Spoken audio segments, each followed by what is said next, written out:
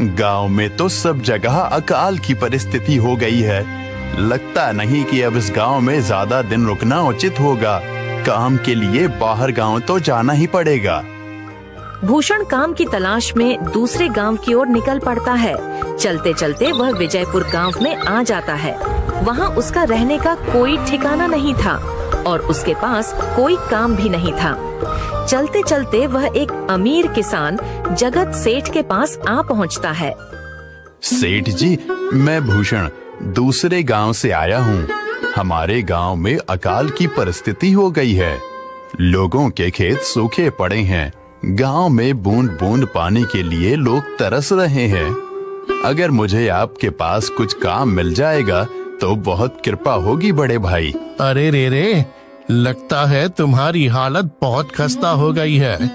ठीक है, वैसे मेरे पास एक काम तो है, पर लगता नहीं कि तुम वो कर पाओगे। सेठ जी, आप चिंता ना करें। मुझे आप कोई भी काम दे सकते हैं। मैं वो काम पूरी मेहनत और ईमानदारी से करूंगा।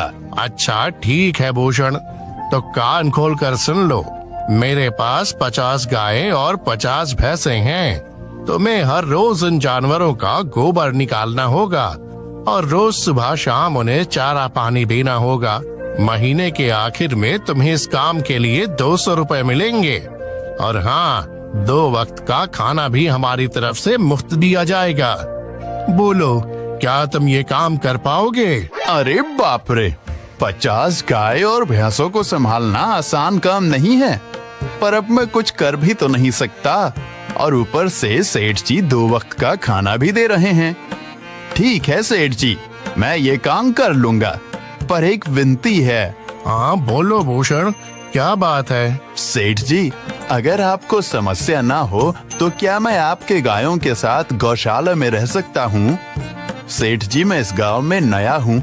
मेरा रहने का कोई ठिकाना नहीं है। जग्गा सेठ थोड़ी देर तक सोचता है और भूषण को ऊपर से नीचे तक देखने के बाद उससे कहता है, ठीक है भूषण, तुम गौशाला में रह सकते हो। जी धन्यवाद सेठ जी।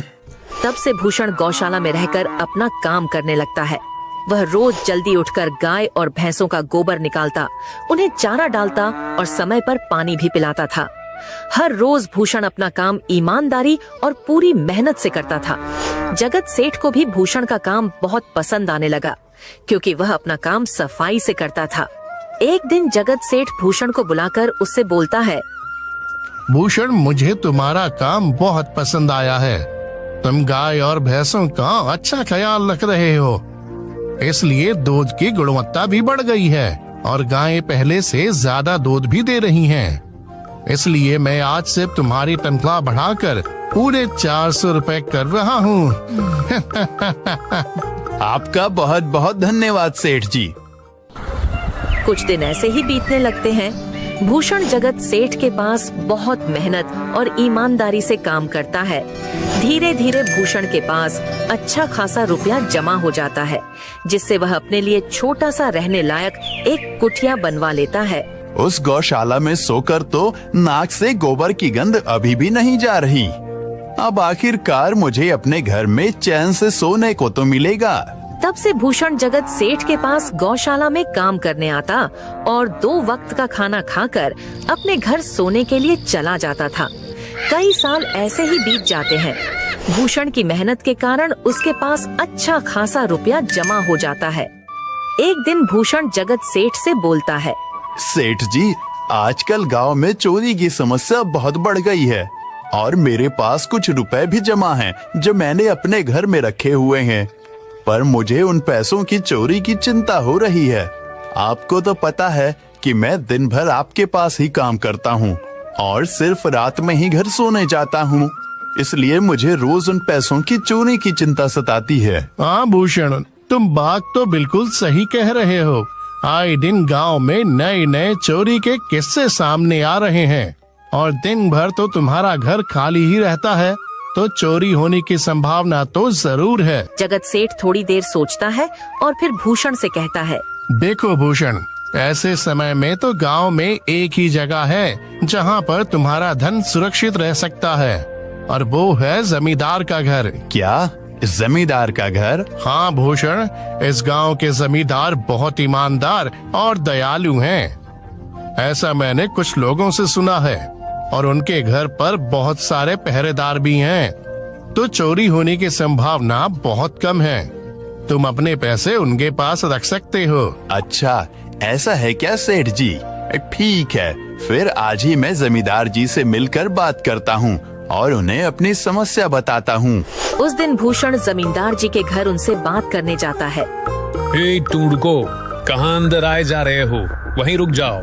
जी, मुझे जमींदार जी से मिलना है। मुझे उनसे कुछ काम है। क्या काम है तुमको उनसे? मुझे जरा बताओ। जी, मुझे कुछ पैसे रखवाने थे उनके पास, यही काम के लिए आया था मैं। अच्छा ठीक है, तुम अंदर जा सकते हो। नमस्ते जमींदार जी, मैं भूषण जगत सेठ के यहाँ काम करता हूँ। कुछ साल पहले ही मैं दूसरे गांव से यहाँ आया हूँ। अच्छा भूषण, बोलो तुम्हारा क्या काम है मेरे पास? जमींदार जी, मैं सालों से जगत सेठ के पास काम कर रहा हूँ और मैंने कुछ रुपए भी जमा कर लिए हैं। पर बात यह है कि गांव में चोरी की समस्या बहुत बढ़ गई है, तो मुझे अपने रुपए घर में रखने से डर लग रहा है। अच्छा, कितने रुपए जमा किए हैं तुमने? जमींदार जी, यही कोई 5 से 6 हजार रुपए होंगे मेरे पास। वाह, ये तो बड़ी रकम है। मैंने आपकी ईमानदारी के बारे में लोगों से बहुत सुना है, इसलिए मैं अपनी रकम आपके पास कुछ वक्त के लिए रखने आया हूँ। हाँ भूषण, तुमने बिल्कुल सही सुना है। तुम्हारी रकम मेरे पास पूरी तरह से सुरक्षित रहेगी। तुम अब चिंता ही छोड़ दो, मैं सब देख लूंगा। भूषण अपने पैसों की थैली जमींदार को दे देता है। ये पूरे 5,800 रुपए हैं, आप गिनकर देख लीजिए। गिनने की क्या जरूरत है? तुम तो जगत सेठ के आदमी हो, मुझे तुम पर पूरा विश्वास है। जमींदार जी, आपका बहुत बहुत धन्यवाद। अब मुझे चोरों का कोई डर नहीं है, क्योंकि मेरे पैसे सुरक्षित हाथों में हैं।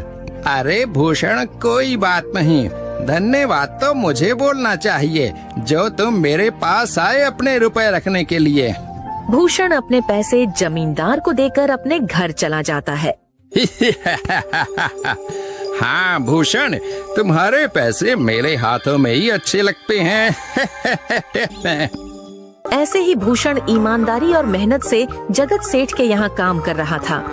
देखते ही देखते 2 साल ऐसे ही बीत जाते हैं। एक दिन भूषण सोचता है, अब बहुत साल हो गए जगत सेठ के यहाँ काम करते हुए। वैसे सेठ जी तो बहुत अच्छे इंसान हैं, पर सोच रहा हूँ कि खुद की जमीन लेकर उस पर मेहनत करूँ, तभी मैं बड़ा आदमी बन सकता हूँ। अब जो मेरे पास थोड़े कुछ पैसे हैं और जो जमींदार के पास कुछ पैसे संभालने के लिए दिए हैं, वो जमा करके थोड़ी जमीन खरीद लूंगा। आज ही जमींदार से मिलने जाता हूँ और अपने रुपए मांगता हूँ। ये सोचकर भूषण जमींदार जी के घर चला जाता है। जमींदार जी, मैं अपने रुपए वापस लेने आया हूँ। आपके पास मैंने 5,800 रुपए दिए थे संभालने के लिए। अरे भाई साहब, मैंने पहचाना नहीं आपको, वैसे कौन हो आप? अरे जमींदार जी, मैं भूषण हूँ। पिछले साल मैंने आपको पैसे संभालने के लिए दिए थे, याद आया कुछ? अरे भाई साहब, मेरे पास कितने सारे लोग आते जाते हैं पैसे रखने के लिए, और सभी के साथ मेरा अच्छा व्यवहार होता है। वैसे आपके पास कोई कागजात हैं क्या? क्योंकि मैं हर व्यक्ति से कागज पर ही व्यवहार करता हूँ। किसने कितने पैसे दिए, किसके कितने पैसे रखे हैं, सबका व्यवहार रहता है मेरे पास। जमींदार जी, ये आप क्या बात कर रहे हैं? आपकी ईमानदारी देखकर ही मैंने आपको पैसे दिए थे संभालने के लिए, और आप अब ऐसी बातें कर रहे हैं। कृपया करके मेरे पैसे मुझे वापस कीजिए। हाँ भूषण, मैं ईमानदारी से ही काम करता हूँ, इसलिए तो तुमसे मैं डॉक्यूमेंट्स मांग रहा हूँ। क्या तुम्हें पता नहीं, जब तुम किसी से पैसों का व्यवहार करते हो तो तुम्हें स्टाम्प पेपर पर लिख कर देना पड़ता है। तुम किसी से भी पूछ सकते हो। नहीं जमींदार जी, मैं आपके पैर पड़ता हूँ, कृपया करके मेरे रुपए मुझे दे दीजिए। बड़ी मेहनत से मैंने वो पैसे जमा किए थे, मुझ पर ऐसा अन्याय ना करें। अरे क्या ये झूठ मूठ का रोना धोना लगाया है? लगता है तुम ढोंगी हो और मेरी ईमानदारी और भोलेपन का फायदा उठाकर मुझसे ये रुपए लेने आए हो। रुक, तुझे अभी सबक सिखाता हूँ। जमींदार अपने आदमियों को बुलाकर भूषण की पिटाई करने को कहता है। इसे तब तक मारो जब तक ये बेहोश ना हो जाए। इस 2 कौड़ी के आदमी ने मेरी ईमानदारी पर सवाल उठाया है, इसे छोड़ना मत। जमींदार के आदमी भूषण को डंडे से खूब मारते हैं। फिर भूषण दुखी होकर अपने घर चला जाता है। भूषण के शरीर पर घाव के निशान स्पष्ट दिखाई दे रहे थे। 2 दिन से भूषण घाव के दर्द के कारण जगत सेठ के घर काम के लिए नहीं जा पाता है। इसलिए अगले दिन जगत सेठ भूषण के पास आ जाते हैं। वह देखते हैं कि भूषण खाट पर सो रहा है और वह बड़ा ही चिंता में नजर आ रहा है। भूषण भाई, तुम 2 दिन काम पर नहीं आए, क्या हुआ भाई? तबीयत ठीक है ना तुम्हारी? कुछ समस्या है क्या? अरे सेठ जी, आप खुद यहाँ आए हो। आप खबर भिजवाते तो मैं खुद चला आता। अरे भूषण, कोई बात नहीं, तुम्हें देखकर लगता है तुम बीमार हो। क्या हुआ है तुम्हें? जगत सेठ, क्या बताऊं, जिस जमींदार के पास पिछले साल मैंने अपने पैसे संभालने को दिए थे, वो आज मुझे पैसे वापस नहीं करना चाहता। वो बहुत लालची इंसान है, वो लोगों को ठग रहा है। और जब मैंने बाद में गिड़गिड़ाना शुरू किया तो उसने डंडे से मार मार कर मेरी पिटाई करवा दी और मुझे वहां से धक्के मार कर निकाल दिया। अरे बाप रे, ये तो बड़ा ही गंभीर विषय है। मैंने तो जमींदार के बारे में अच्छा ही सुना था, और मुझे भी नहीं पता था कि वो इंसान इतना गिरा हुआ है। तभी मैं सोचूं, हर साल उसकी संपत्ति इतनी ज्यादा कैसे बढ़ रही है। मुझे माफ कर दो भूषण, मैंने ही तुम्हें जमींदार के पास जाने को बोला था। गलती तो मेरी भी है। नहीं जगत सेठ, आप तो मेरा अच्छा ही सोच रहे थे। ये तो उस जमींदार का लालच है। अब लगता नहीं मेरे पैसे उस जमींदार से वापस मिलेंगे भी। भूषण, मेरे पास एक तरकीब है जिससे मैं तुम्हारे पैसे तुम्हें वापस दिला सकता हूँ। जगत सेठ भूषण के कान में सारी तरकीब बताता है। ठीक है सेठ जी, हे ऊपर वाले, ये तरकीब कामयाब होने दीजिए। अगले दिन जगत सेठ बहुत सारे पैसों को एक सूटकेस में भरकर खुद जमींदार के घर जाता है। अरे जगत सेठ, आज आप खुद यहाँ? बोलो भाई, इस गरीब के घर कैसे आना हुआ? हमारा तो ये सौभाग्य है कि आप जैसे धनी आदमी के चरण हमारे घर में लगे हैं। नमस्ते जमींदार जी। अरे जमींदार जी, आप तो मुझे अब लज्जित कर रहे हैं। वैसे मैं कुछ महीनों के लिए दूसरे राज्य में व्यापार करने जा रहा हूँ। मैं ये लगभग 50,000 रुपए लाया हूँ। मुझे डर है कि कहीं ये चोरी ना हो जाए। क्या आप मेरे सारे पैसे अपने पास संभाल कर रख सकते हैं? आपके सिवाय इस गांव में और किसी पर भरोसा नहीं कर सकता। अरे जगत सेठ, ये भी कोई पूछने की बात है? मेरे पास आपके पैसे बिल्कुल सुरक्षित रहेंगे। आप निश्चित होकर व्यापार करने जा सकते हैं। इस बार तो बड़ी मछली हाथ लगी है। बार बार ऐसा मौका नहीं मिलता। भारी माल हाथ में लगने वाला है। तभी वहाँ पर भूषण आ जाता है। अरे भूषण, तुम? अच्छा हुआ तुम आ गए।